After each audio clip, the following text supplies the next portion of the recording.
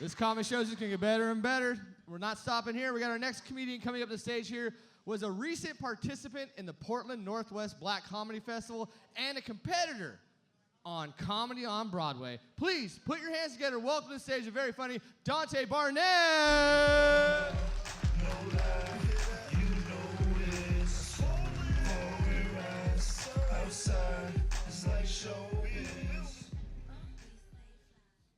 You're already laughing at how my name's spelled, huh? You're fucked up. Yeah, my name is Duante. As you can tell, it's spelled all fucked up. Yeah, it's D-U-A-N-T-E. So I get everything from Duante to Duante.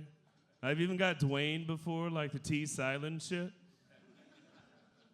Fucked up part, though, is people really had the balls to ask me if I spelled my name right. Yeah, like that's not an integral skill from kindergarten and shit. But I figured out my name was fucking up my resume because it's too ethnic and shit. Yeah, I got a master's degree, and the only calls I get for jobs are like janitor, liquor store manager, garbage man, and shit. So I decided to go by my middle name. Yeah, it's Edward.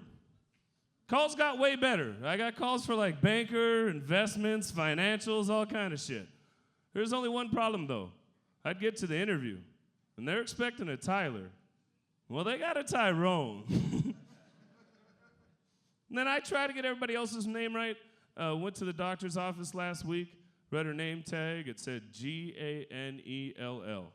And I told her, you know, that's a pretty way to spell Janelle. And she said, no, sir. My name's Gainel. Yeah, like you, I said anal with a G, and she said that was inappropriate.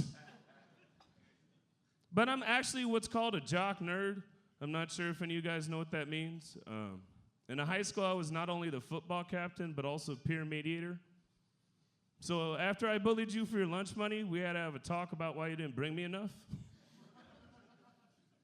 And then I'm from West Seattle. Some of y'all might not know that's a Crip neighborhood.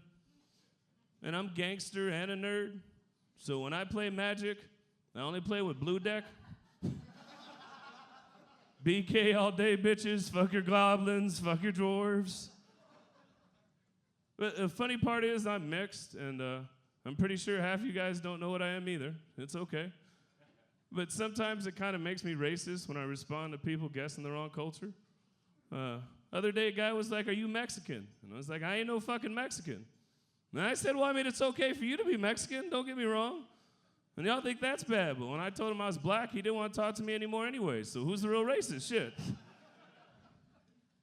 Not only that, you know, anybody else happy the holidays are over? Clap it up. Yeah, I got two reasons for that. First one, real simple. I know I'm going to piss some of y'all off. I hate pumpkin spice lattes. What do you mean, boo? Fuck you.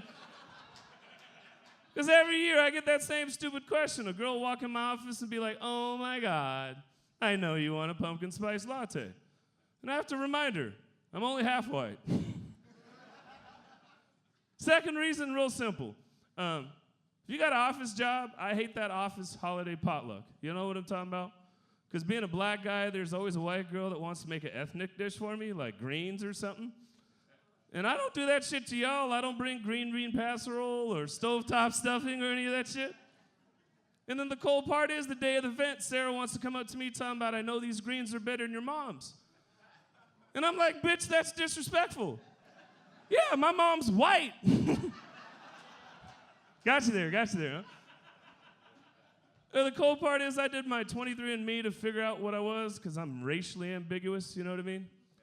And come to find out, it's fucking with my personal identity. Yeah, this whole time I thought I was an angry black guy. Yeah, come to find out I'm 60% white. Yeah, I guess I'm an angry white guy, right? Gotta vote Trump next election, get a MAGA hat too? Don't owe me, half you motherfuckers got him in there, shit. But the cold part is I like to fight stereotypes. I actually used to be an IT teacher at Green River College. I don't fit the description, though. So my first week of class, people would say shit like the floor's been swept, garbage been taken out.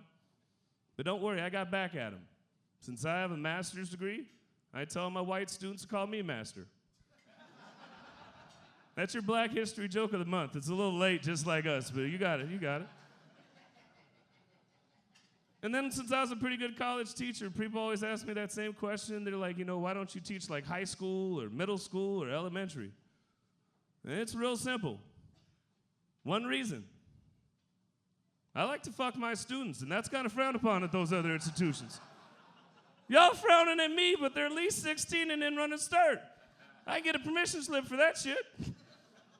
Look, I'm just trying to offer these community colleges girls extra credit opportunities. Don't be mad at me, all right?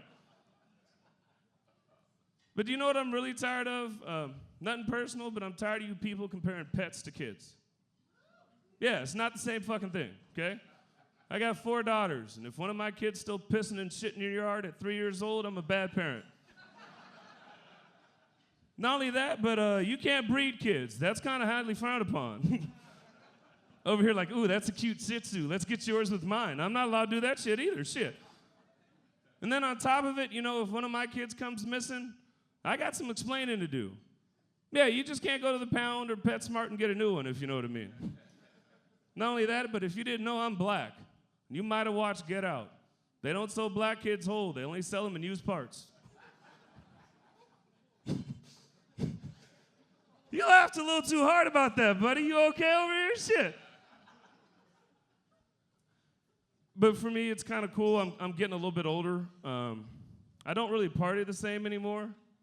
Like, when I was younger and I'd go to a party, I'd be looking for drugs. I might look for, like, some weed, some alcohol, maybe even some cocaine, right? Now that I'm getting older, if I'm looking for drugs, I just want a Tylenol, a Aleve, or an aspirin or something. Shit. And not only that, but I was talking to this dude at the doctor the other day, bragging about getting 4 shots the week before, and this fucking millennial wanted to interrupt the conversation, talking about 4 shots ain't shit. I can do that in an hour, bitch. And I was like, mine were cortisone. Shut the fuck up. For you young people in the room, that's what makes your knees move, okay? But, I actually used to be married, if you guys can't tell.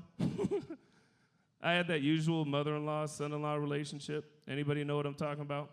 Where she hates you and you hate her? But I found a common ground. She actually likes spirit animals. So I told her she was the new spirit animal.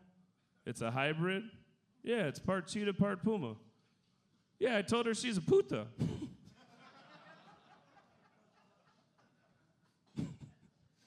You got a mother-in-law? You're just laughing hard at that one. Jesus Christ. But, comedy's kind of different. Everybody seems to come up to you. I've had all kinds of jobs. I think my toughest job was actually being a referee. You know what the hardest part about that job is, though? It's having an 8-year-old tell you to get your shit together. And actually, the hardest part about the job isn't even the coaches or most of the parents.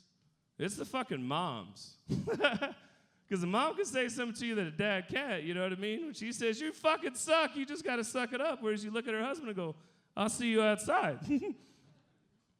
But before I get out of here, my wife kind of gave me a compliment. She told me she hoped my comedy ended up like my sex life. And I was kind of perplexed. She said, yeah, I hope you can last 5 minutes and everybody's laughing at you by the time you're done. Hey, look here, Parlor. My name's Duante Barnett. Give it up for your host, Todd Kirkwood. Thank you for having me.